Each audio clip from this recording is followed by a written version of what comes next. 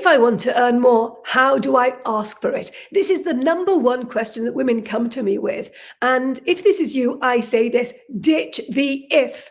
If you want more, say it. I want to be paid more. How do I ask for it? How do I get it? Own it. If that's you, own it. Say it to yourself first so that you can then say it to other people, people with the power of saying yes to your ask. And if this is interesting to you, by the way, then please do hit subscribe so that the algorithm knows to push it out to people like you so we can share this information so that more people benefit. Okay, you can tell that I'm not very well, but I'm still showing up for you. So please show up for me. I want to break this video down into 3 parts. 1, facts. So stats, big data, things that I hope will give you a kick up the bum so that if you're scared, you'll still do it. Okay. 2, how do I do it? So I'll go over what you can do, how you can make the ask. And 3, I'll just touch upon a couple of things that hold women back with the hope that if it resonates with you, you identify, oh, I'm doing that, and you stop doing it. Deal? So let's take a look at this graph. This graph shows you 2 different people. They go for a similar job. One person, Jane, negotiates for a slightly higher starting salary. She starts with 50K to Jim's 45K, whatever currency you deal with. Both of them get a 1% increase every year, but Jane negotiates for a 4% increase every 3 years. So what do you think the difference is with their lifetime earnings? It's over $1 million. Now, look, this study isn't the most scientific study. However, it's designed to give you that kick up the bum and to show you, wow, that seemingly small difference, right, of 5,000 whatever currency to start with, and the bravery to negotiate every 3 years for a 4% increase has a huge effect on their bottom line, the bottom line of these 2 people. Jim loses out on over $1 million. When you see this, how does that make you feel? Does it give you the impetus to say, oh, thank you for the offer, let's negotiate? So that's 1.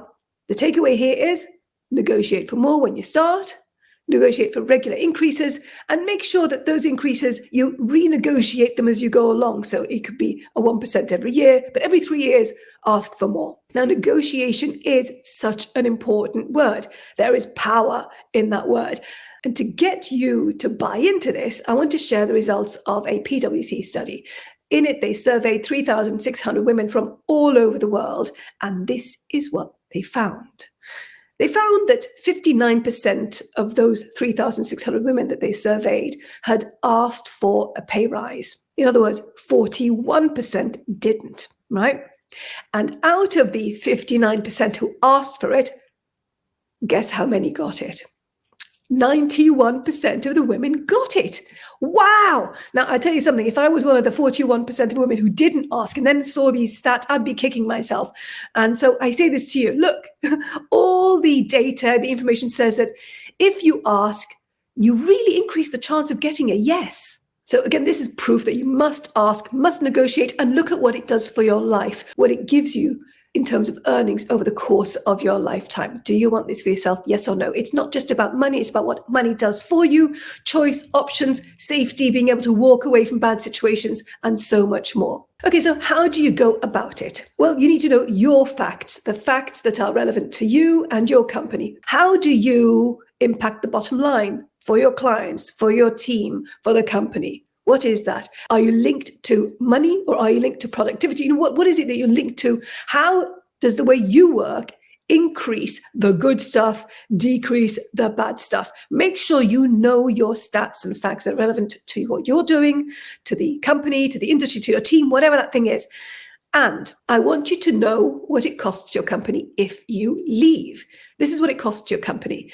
6 to 12 months of your annual salary, plus 28 weeks for the new recruit to be what's called optimally productive. In other words, they need to learn the ropes, they need to get to know the system, to get a feel for how things run. And so they're not going to be optimally productive at the very beginning. So when you know that it costs your company between 6 and 12 months of your annual salary, plus 28 weeks of that salary not being optimally productive, then you know that you're leaving causes an issue. Now, it's not to use it as a threat, but it's just to get you really comfortable with owning your space and knowing your value. And when you're having a conversation, you can slip it in and say, we both know that it costs the company to replace me. So why don't we meet somewhere in the middle? You can use it as leverage. And when you are armed with facts and figures, the perception of you changes, is elevated.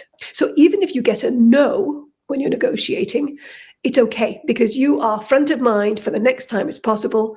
And most importantly, I believe the perception of you is cemented, that you are a go-getter, you know your stuff, and you are brave. You're not scared of saying what you want and going for it. Okay?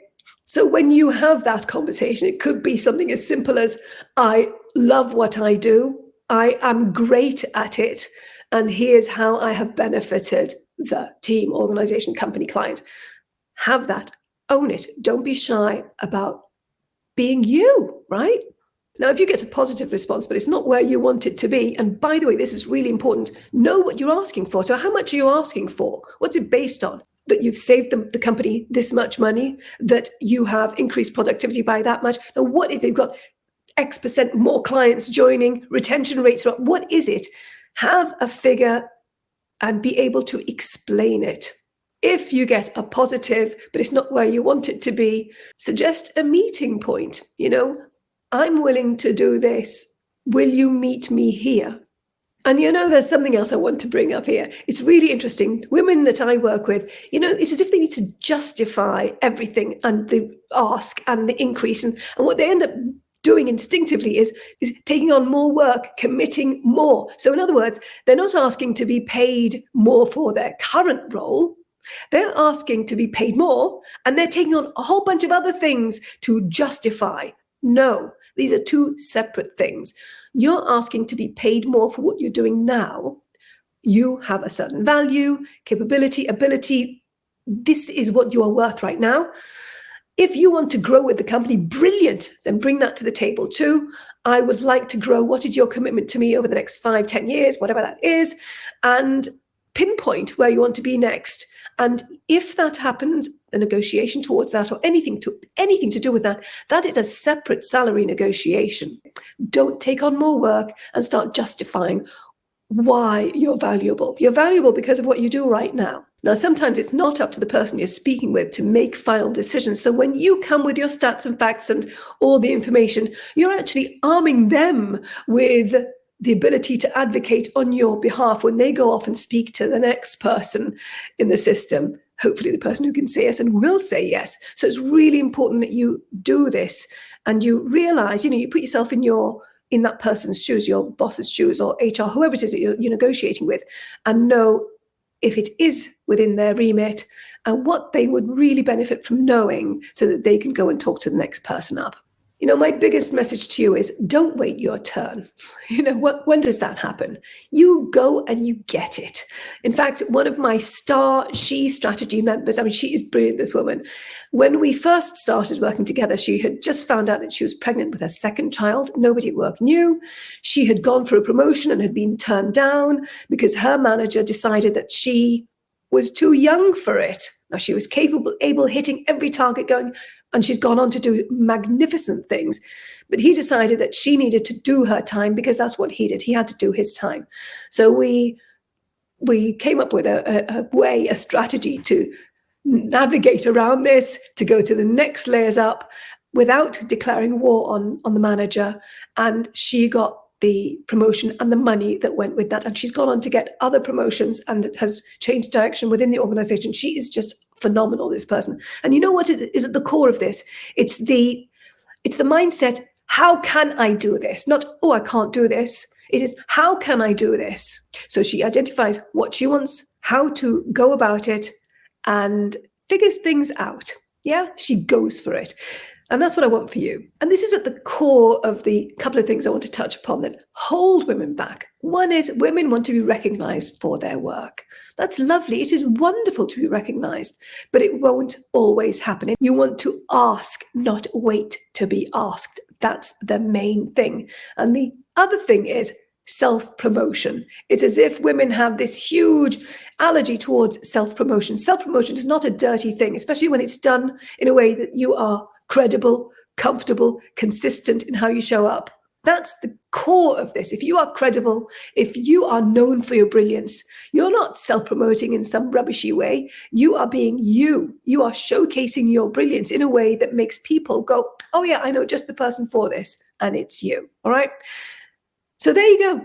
The most important takeaway is you won't get fired for asking. And if you are, by the way, then it's the wrong place to work. So you won't get fired for asking. If you don't ask, the answer is no, most likely. Remember that stat, 91% of the women who asked for a pay rise got it. Don't be the person kicking themselves for not having done it. And knowing what you cost the company if you leave and being able to have it as part of the conversation is not a threat if you don't make it a threat. It's just about being factual and arriving at a happy meeting point. And remember, it could mean $1 million in your bank account or not. Now, if you want to find out more about Chi Strategy, I'll leave a link below the video. If you haven't subscribed, please do, and hit the bell. I'll see you next time. Bye.